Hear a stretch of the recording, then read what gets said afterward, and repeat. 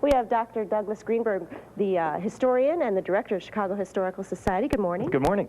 So we were standing at the part where he shows his whimsy as a young man. Well, this is the first document we have from Abraham Lincoln's life. It's a school exercise book, and in it he writes a poem which reads, "Abraham Lincoln is my name, and with my pen I wrote the same. I wrote in both haste and speed and left it here for fools to read." So we've all been called fools by Abraham Lincoln. He was a clever dude even at 16. He was a very clever man his whole life. Okay, let's go around the corner because this is one of the big items that I'm sure kids love to see. Well, I think children will really love seeing Abraham Lincoln's hands. These are bronze castings made of Lincoln's hands in his own lifetime.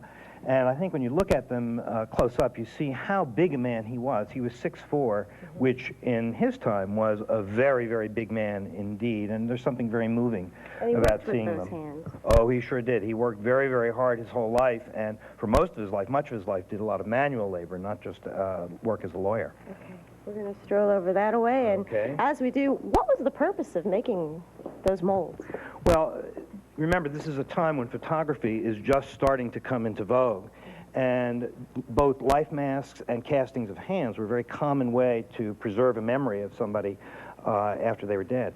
Thank goodness they did. Now there is Mrs. Lincoln. There you see Abraham and Mary Todd Lincoln in 1846, at a time when Lincoln was going to Congress for the one term that he served in Congress between 1846 and 1848. In addition, in this case, we have pictures taken of Abraham Lincoln, Mary Lincoln, and their son Willie Lincoln, and with locks of hair. There was another very common way to preserve a memory of somebody, was to cut a lock of hair and put it into a photograph album with a photograph. And we also have the nameplate from the Lincoln's home in Springfield and the key. The actual key, so you could use that if it were still there. That's We're right. running out of time, so we want to see the best part, which is over here from the Lincoln-Douglas debates, another example of how they used to preserve history. That's right, and just as they used the bronzing of the hands, so too did they do life masks. And here you see Stephen A. Douglas on that side and Abraham Lincoln on that side. This is Lincoln in 1858 before he grew the beard, but this was made from Lincoln's face in life in 1858 and from Douglas's face in life in 1858. Next to each of them you see a tiny little photograph of each of them. Of course, the Lincoln-Douglas debates are really the great moment in Lincoln's life, even though he loses that election. Yeah. All right. Thank you, Dr. Greenberg. There's so much else to see, including those important documents, the Emancipation Proclamation, and also the Gettysburg Address, and we're going to show you that in our 8:35 hour. I guess it's going to be there for a year. Yeah, I'm looking forward to seeing her next piece. Yeah. I wonder if see what Mr. else Lincoln is there. And I think he will continue doing performances. We can ask her that, because that's really worth going down just to see that. It's amazing. That's right. Actually, I was reading material over here, Abraham Lincoln's own hand, and they have a memo over here where he fired a general. He was a pretty tough boss. And then they have some other, just notes that he wrote on the Executive Mansion paper. It's really amazing, and then people who come through this display spend hours and hours reading stuff that was written in Lincoln's own hand. This is the largest collection of Lincoln memorabilia ever assembled, and it's going to be at the Chicago Historical Society for a full year. Opened yesterday on Lincoln's birthday. We have Dr. Douglas Greenberg with us this morning. Good morning. Good morning. So we're standing in front of a pretty important document. This is an original. This is an extraordinarily important document. This is a document that everyone knows, the Gettysburg Address, but what's really unusual about it is, of course, that it is in Abraham Lincoln's handwriting.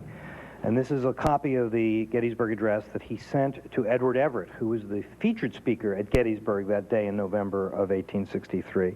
Everett spoke for 2 hours, and Lincoln spoke for 2 minutes, and Lincoln received a note from Everett the next day saying, "You said more in 2 minutes than I said in 2 hours." Oh, wow. And he actually wrote this out as a copy for someone else. That's right, for Edward Everett. Everett wanted a copy of it, and Lincoln sent it off to him the next day. There are only 5 such copies in existence.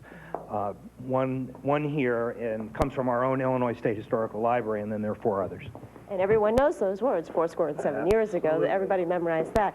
Another pretty important document. Very important document, the Emancipation Proclamation. This is an engrossed copy that comes from the collection of Louise and Barry Taper, who live in Beverly Hills, California, and have really one of the foremost of all of the Lincoln collections in the country, along with our own Illinois State Historical Library and the Huntington Library, which together put together this exhibit originally. And this, of course, abolishes slavery in the states under rebellion during the Civil War. These things were in actual people's homes and lent to us? Well, some of these things, the things from the Taper collection, belong to the Louise and Barry Taper, and they keep them in their home, obviously under very careful security.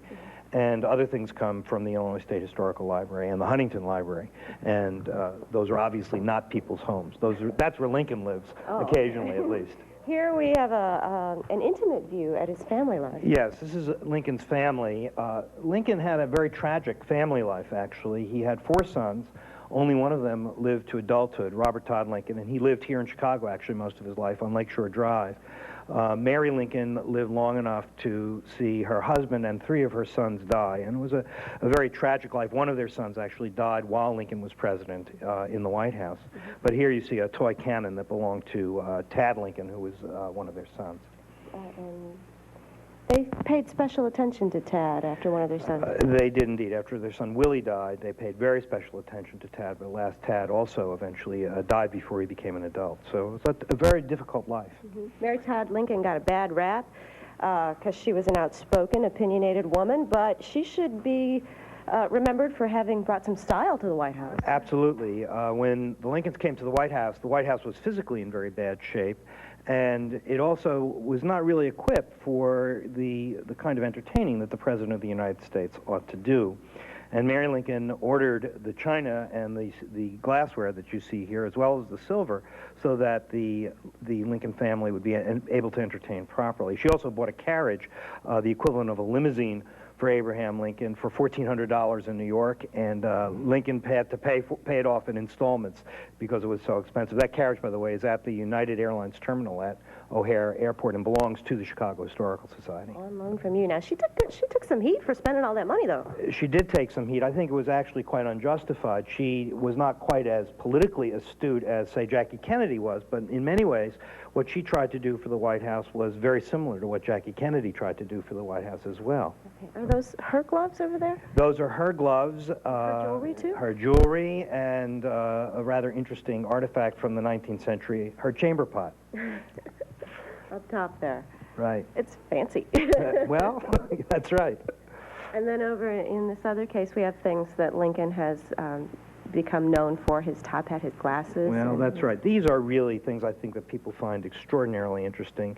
What you see here are a pair of his spectacles, a wallet in which he kept notes to himself, and you can see that he had it all alphabetized. That's his day planner. That was his day planner, that's right. And one of his very famous top hats. And this hat belongs to the Taper collection. And they are all set against the flag that actually flew over the White House while Abraham Lincoln was president.